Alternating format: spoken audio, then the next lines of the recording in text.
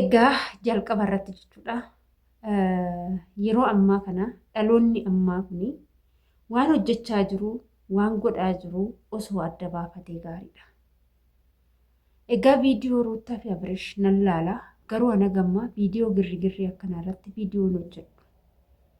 Viidiyoon kun na aarsee jennaanan dhufe jechuudha.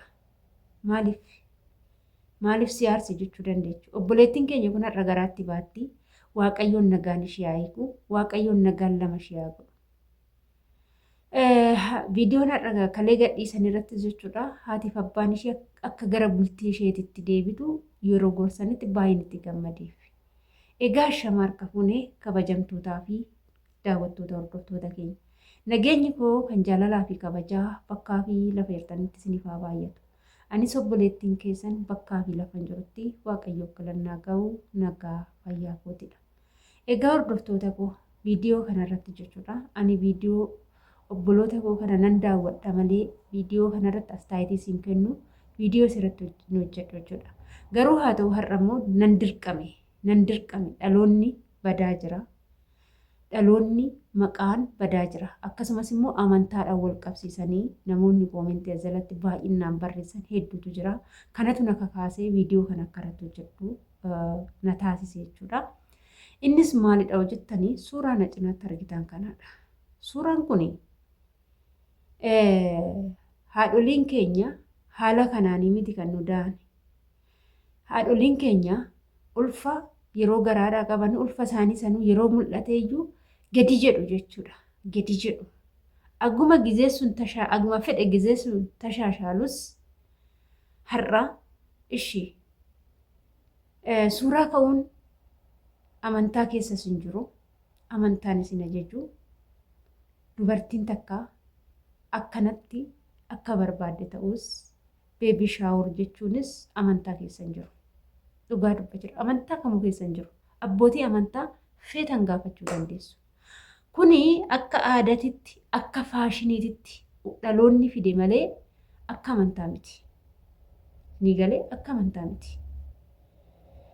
Beebii shaawurii maaf suuraa kaate jechuu kootii miti. Garuu qullaa ka'uun garaa ofiirraa uffata baasanii na argaa jechuun ani ulfaa'ee na laalaa jechuun birqiidha. Barkana akka ulfooftee ilmoo deessu Waaqayyootu nuuf kenne. Dubartiin akka deessu Waaqayyoota ajaje. Waaqayyoon garuu qullaa keessan qaama keessan garaa keessan mul'isaati suuraa ka'aati uummatatti dabarsaa jedhe. Qaamni tokko kan nama tokko qofaadha.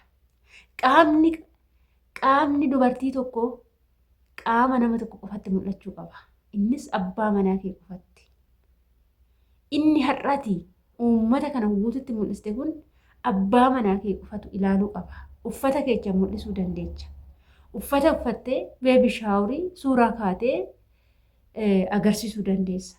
Garuu qaama kee uffata kee ofirraa baastee shamarran hunda maaliif arrabsiista? Kuni akka shamarraniititti shamarran bara kanaa jedhamne akka walitti qabamne si wajjin arrafamnu taanee jirranus jechuudha. Viidiyoon isin hojjettanii viidiyoo dogongoraati. Yeroo baay'ee nan laala viidiyoo dogongoraati. Fakkeenyaaf yeroo baay'ee dubartiin garaatti baattu tokkoffaa hin aartus hin loltus. Isin garuu addaan baanii jettanii viidiyoo baay'ee aarii bifa aariitiin bifa lolaatiin hojjechaa jirtu. Viidiyoo kanas haa ta'u jennee fudhanneerra. Maaliif gabaarra jirtu, nigdiirra jirtu, nagadachaa jirtu. Namoonni baay'een gizee isin akkasitti loltanii, aartanii, boochessanii namoonni hedduun namoonni baay'een dhugaadhatti fakkaatee kan baay'ee isin rifatan hedduu jira. Garuu akka shamarran gola madaamii immoo gowwaan hin jiru jechuudha.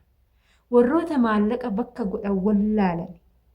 Warroota maallaqni yuutuubii anaatii isaanirra ba'ee ji'a tokko keessatti doolaara 10,000 ol doolaara 8,000 ol baatii tokkotti argatan gola madaamii keessatti shintibeetii dhiqxanii jara kana kan ergitan baay'ee keessattuu jira. Ofii shintibeetii dhiqxanii bar ji'aan 50,000 60,000 argattu. Jarri kun garuu ji'a tokkotti miliyoona 1 birrii Itoophiyaan argatu. Dhugaa sanii ol argatu jechuudha yuutuubirra. Maalibboo Maaliif viidiyoo qayyaraa dhufu? Maaliif haala jijjiiru? Mee dhiira kamtu fuudhee, dhiira kamtu samaanadhaan fuudhee, dubartii kamtu samaanadhaan heerumee odoo ishii wajjin jirtu osoo isaan hin jedhin dubartiin biraa dhuftee isaan bakka wal hiikaa jettee dhadheessa fudhatti. Kuni muudis hin galu gabaarra jiru jechuudha. Inna ana sumarraan gorsa የመዳም ቅመሞችቲ ቪዲዮ dogongoraa tokko yeroo laaltan isin immoo viidiyoo kana akkamitti hiikkachuu qabnanu viidiyoon kun karaa dogongoraati. Abbaan manaa fi haati manaa tokko erga ol fuudhanii akkamitti akka wajjin jiraachuu danda'an. Amma fakkeenya viidiyoo babbareedoo hojjechuu danda'u jarri kun. Viidiyoo lolaa osoo hin taane viidiyoo babbareedoo irraa barachuu dandeenyu nuti isaan irraa barannee immoo jireenya keenya haaromsuu dandeenyu tokko irraa barachuu dandeenya. Garuu viidiyoo akkasii isaan irratti argina jechuudhaan. Ani haadhaaf abbaa ishii immoo baay'een itti gammadee baay'een isaan jaaladhe. Warri haadhaaf abbaa qabdan Waaqayyoon umurii isaanii isiniif haa dheeressu.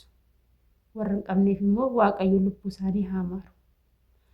Kan fudhatus Waaqayyoo, kan tursiisus Waaqayyoo jechuudha. Egaa bultii jechuun warqiidha. Bultii jechuun kan Waaqayyoo eebbise taanaan, bultii jechuun qalbii miti. Bultii jechuun jireenyadha. Bultii jechuun waa hundaadha. Dubartiin takka ergaa nama tokkotti heerumtee nama san wajjin jireenya uummattee hariiroo waa hunda uummattee ilmoon jidduu isaanitti dhufee bultiin sun akka seeratti diigamuu hin qabu. Yeroo seexannu bultii kan diigu nama osoo hin taane seexana. Baay'ee seexana. Bultii nama tokko namni tokko erga bultii ijaarratee bultii nama sanii namni tokko dhufee bultii nama sanii diigu yoo mokkore nama sanirra seexanni bulee akka bultii nama sanii diigu akka taasisu. Seexanatu irra bulaa jechuudha. Malee abbaa manaa fi haadha manaa erga Waaqayyoon tokko godhe namnis addaan baasuu hin danda'u. Waaqayyoos addaan hin baasu immoo. Kan nama addaan baasu seexana qofa. Yeroo tokko tokko seexanaa yoo karaa banan seexanni gidduu namaa seenaa dhufa. Gidduu namaa seenaa dhufa. Yeroo kana jireenyi nama sanii diigamaa dhufa jechuudha. Kanarraa Waaqayyoon nama haa didu.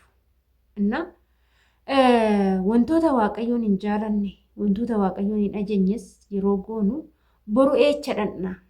Addunyaa kanarraa eecha dhandha. Waaqayyoon bira dhandhaa miti maarree. Har'a qullaa fi suuraa ka'uun cubbuu mitiiree Waaqayyoon fuulduratti.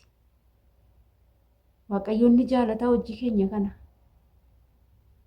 Waan goonu gizee tokko tokko maallaqni yoo nu macheesse waan goonu immoo beekuu qabna. Waan hojjennu immoo beekuu qabna. Boruu kee balleechuu hin qabdu. Galgala kee busheechuu hin qabdu. Ulfa ta'uun garaa kee mul'isuuf miti. Obboleettii koo dhugaan sin jedhu oduu akka mataa kiyyaatti suuraa kana oduu kaaste illee tan jiraan. Osoo namni si gorsu jiraate suuraan kun amma faca'ee jira. Wanti miidiyaa irratti gadi ba'e faca'ee jira hin ka'u jechuudha. Garuu warroonni immoo amantaadhaan wal qabsiistanii waa'ee suuraa kanarratti baay'een keenya koomentii barreessitu. Amantaan kamuyyuu suuraa akkanatti ka'e jedhee ajaju hin jiru waan ta'eef yoo waa argitan garasitti hin fiigina. Amantaan kamiyyuu hin ajaju. Biyya lafaa kanarratti amantaan kamii ati qullaa kee fiigi kan jedhu hin jiru. Qullaa kee uummatatti mul'adhu kan jedhu hin jiru. Kana beekuu qabdu. Sirtoonni inni ijoon amantaan dhuguma qullaa deemii qullaa suuraa kee ka'i jedhu ni jira. Ani dura footoshooppiisee garuu wannichi footoshoppii miti. Namni waan godhu wallaalee jira. Sammuun isaa, ayimiroon isaa bakka zeeroo ta'eera jechuudha. Zeeroo duwwaa. Kanaaf gizee tokko tokko wanta goonus beekaa deemuu nurra jira. Isiniin jechuun afirraa kooti. Egaa viidiyoo kanarratti yaadaaf qeeqa yoo qabaattani koomentii jalatti barreessuu dandeessu. Ani viidiyoo kammuwaaf asumarraa nan golaba. Turtiin wajjin gootaniif ulfaadhaa galatoomaa isiniin jechuun afirraa kooti waan wajjin turtaniif ulfaadhaa galatoomaa.